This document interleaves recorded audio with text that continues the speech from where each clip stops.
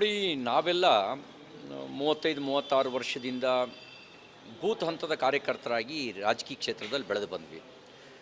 ನಾನು ಸುಮಲತಾ ಅಂಬರೀಷ್ ಅವರ ರಾಜಕೀಯ ಪ್ರಬುದ್ಧತೆಗೆ ಮೆಚ್ಚುಗೆ ವ್ಯಕ್ತಪಡಿಸಿದರೆ ಅದು ಅತಿಶಯೋಕ್ತಿ ಅಲ್ಲ, ಅಥವಾ ನನ್ನೊಬ್ಬನ ಹೊಗಳಿಕೆ ಮಾತ್ರ ಅಲ್ಲ. ಅವರು 2019ನಲ್ಲಿ ಪಾರ್ಲಿಮೆಂಟ್ ಕ್ಯಾಂಡಿಡೇಟ್ ಆಗುವ ಸಂದರ್ಭದಲ್ಲಿ ಮತ್ತು ಪಾರ್ಲಿಮೆಂಟ್ ಕ್ಯಾಂಡಿಡೇಟ್ ಆದ ನಂತರ ಒಂದೊಂದು ಹೇಳಿಕೆಯೂ ಕೂಡ ಅದು ಗಂಭೀರವಾದ ಮತ್ತು ರಾಜಕೀಯ ಪ್ರಬುದ್ಧತೆಯನ್ನು, ತನಗಿರುವಂಥ ಜ್ಞಾನವನ್ನು ವ್ಯಕ್ತಪಡಿಸ್ತಾ ಇತ್ತು. ಬಹುತೇಕ ಜನ ಅವರ ಸ್ಟೇಟ್ಮೆಂಟ್ ಕಾರಣಕ್ಕೂ ಅವ್ರನ್ನ ಗೆಲ್ಲಿಸಿದ್ದಾರೆ.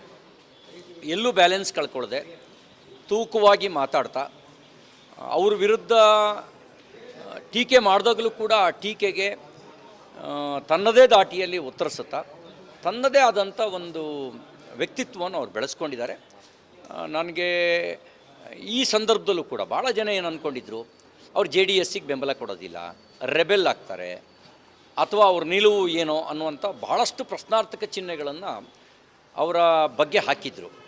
ಆದರೆ ಅವರು ಭಾರತೀಯ ಜನತಾ ಪಾರ್ಟಿಗೆ ಅಧಿಕೃತವಾಗಿ ಸೇರುವ ನಿಲುವನ್ನು ತೆಗೆದುಕೊಂಡರು. ಅವ್ರು ಗೆದ್ದ ದಿನದಿಂದಲೂ ಮೋದಿಜಿಯವರ ಸರ್ಕಾರದ ಪರವಾಗಿಯೇ ಬೆಂಬಲ ವ್ಯಕ್ತಪಡಿಸಿದ್ದಾರೆ. ನಿಲುವನ್ನು ತೆಗೆದುಕೊಂಡರು. ಆ ನಿಲುವನ್ನು ತೆಗೆದುಕೊಂಡು ಜನತಾದಳಕ್ಕೆ ಬೆಂಬಲಿಸುವಂಥ ತೀರ್ಮಾನವೂ ಕೂಡ ಅವರು ತಗೊಂಡಿದ್ದಾರೆ. ನನಗನ್ಸೋದು ಆ ಥರದ ವ್ಯಕ್ತಿತ್ವ ಇರತಕ್ಕಂಥವರು ರಾಜಕೀಯ ಕ್ಷೇತ್ರಕ್ಕೆ ಬರೋದು ಮತ್ತು ಭಾರತೀಯ ಜನತಾ ಪಾರ್ಟಿಗೆ ಅಧಿಕೃತವಾಗಿ ಸೇರ್ಪಡೆ ಆಗ್ತಿರೋದು, ಆ ಭಾಗದಲ್ಲಿ ನಮ್ಮ ಪಕ್ಷವನ್ನು ಬಲಗೊಳಿಸುವ ನಮ್ಮ ಕಾರ್ಯಕ್ಕೆ ಇನ್ನಷ್ಟು ಶಕ್ತಿ ಬರುತ್ತೆ. ಕಳೆದ ವಿಧಾನಸಭಾ ಕ್ಷೇತ್ರದಲ್ಲಿ ನಾವು ಕೂಡ ಫೈಟಿಗಿದ್ದೀವಿ ಅನ್ನೋದನ್ನು ತೋರಿಸಿದ್ದೇವೆ. ಈಗ BJP JDS ಹೊಂದಾಣಿಕೆಯಾಗಿದೆ. ಅಲ್ಲಿ HD ಕುಮಾರಸ್ವಾಮಿಯವರನ್ನ ಅತಿ ಹೆಚ್ಚು ಮತಗಳ ಅಂತರದಲ್ಲಿ ಗೆಲ್ಲಿಸೋದ್ರ ಮೂಲಕ ಭಾರತೀಯ ಜನತಾ ಪಾರ್ಟಿ ತನ್ನ ಬೆಳವಣಿಗೆಗೆ ಬೇಕಾಗಿರ್ತಕ್ಕಂಥ ಎಲ್ಲ ಅವಕಾಶವನ್ನು ಬಳಸ್ಕೊಳ್ಳುತ್ತೆ. ಸುಮಲತಾ ಅವರ ಪಾರ್ಟಿಯ ಸೇರ್ಪಡೆ ಪಕ್ಷಕ್ಕೊಂದು ಶಕ್ತಿಯನ್ನು ನಿರ್ಮಾಣ ಮಾಡುತ್ತೆ, ಯಾವುದೇ ರೀತಿಯ ಅನುಮಾನ ಇಲ್ಲ.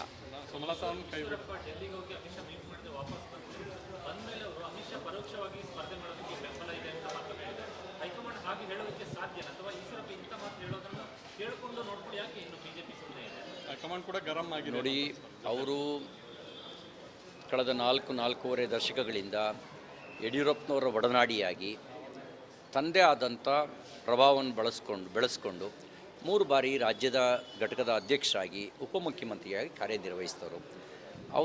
ಅವ್ರಿಗೆ ಸಂಬಂಧಪಟ್ಟಂತೆ ಯಾವುದೇ ನಿರ್ಣಯವನ್ನು ವರಿಷ್ಠರು ತೆಗೆದುಕೊಳ್ಬೇಕು. ನಮ್ಮ ಹಂತದ್ದು ಮೀರಿದ್ದು ನಾನು, ಹಾಗಾಗಿ ಅದನ್ನ ಕಾಮೆಂಟ್ಸ್ ನಾನು ಮಾಡೋಕ್ಕೆ ಬಯಸೋದಿಲ್ಲ. ನಾವು ಭಾಳ ಸ್ಪಷ್ಟ, ನಮಗೆ ಯಾವುದೇ ಗೊಂದಲ ಇಲ್ಲ.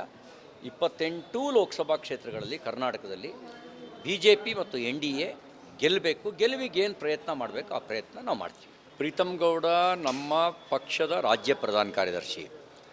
ನಮ್ಮ ಪಾರ್ಟಿ ಒಬ್ಬೊಬ್ಬರಿಗೆ ಒಂದೊಂದು ಕಡೆ ಕೆಲಸದ ಹಂಚಿಕೆ ಮಾಡಿದೆ, ಇನ್ಚಾರ್ಜ್ ಆಗಿ ಡೆಪ್ಯೂಟ್ ಮಾಡಿದೆ.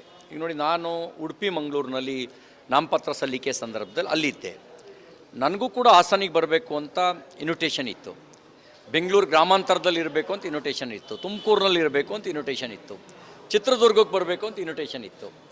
ಆದರೆ ನಾನು ಪಾರ್ಟಿ ಡೆಪ್ಯೂಟ್ ಮಾಡಿದೆ ಅನ್ನೋ ಕಾರಣಕ್ಕೋಸ್ಕರ ಅಲ್ಲಿಗೆ ಹೋದೆ. ಹಾಗೆಯೇ ಅವರಿಗೆ ಪಾರ್ಟಿ ಡೆಪ್ಯೂಟ್ ಮಾಡಿದ್ದು ಮೈಸೂರು ಮತ್ತು ಚಾಮರಾಜನಗರ. ಅಲ್ಲಿ ಹೋಗಿ ಪಕ್ಷದ ಉಳಿದ ನಾಯಕರ ಜೊತೆಯಲ್ಲಿ ಸಮಾಲೋಚನೆ ನಡೆಸಿ ಕೋಆರ್ಡಿನೇಷನ್ ಮಾಡಿ JDS ಮತ್ತು BJP ಒಟ್ಟಾಗಿ ತಗೊಂಡು ಹೋಗುವಂಥ ಚುನಾವಣಾ ಕಾರ್ಯತಂತ್ರವನ್ನು ರೂಪಿಸೋದಕ್ಕೆ ಯೋಗದಾನ ಅವ್ರು ಕೊಡ್ತಾರೆ. He is A party man, ನಮ್ಮ ಪಕ್ಷದ ಒಬ್ಬ ಕಾರ್ಯಕರ್ತ. ಹಾಗಾಗಿ ಪಾರ್ಟಿಯ ಆದೇಶ ಏನಿದೆ ಅದನ್ನು ಅವ್ರು ಪಾಲಿಸ್ತಾರೆ, ಯಾವುದೇ ಅನುಮಾನ ಬೇಡ. ನಿನ್ನೆ ಹಾಸನ ಜಿಲ್ಲೆಯ ಭಾಜಪ ಮತ್ತು ಜನತಾದಳ ಎರಡೂ ಪ್ರಮುಖ ನಾಯಕರುಗಳ ಜೊತೆಯಲ್ಲಿ ಸಮನ್ವಯದ ಸಭೆ ಮಾಡಿದ್ದಾವೆ. ಕೆಲವು ಸಲಹೆ ಸೂಚನೆಗಳು ಬಂದಿದ್ದಾವೆ. ನಾವು ಅವರಿಗೆಲ್ಲವನ್ನು ಕನ್ವಿನ್ಸ್ ಮಾಡಿದ್ದೇವೆ. ಒಟ್ಟಾಗಿ ಕೆಲಸ ಮಾಡೋ ನಿರ್ಣಯನ ತೆಗೆದುಕೊಂಡಿದ್ದಾರೆ. ಹಾಗಾಗಿ ಒಟ್ಟಾಗಿ ಕೆಲಸ ಮಾಡ್ತಾರೆ.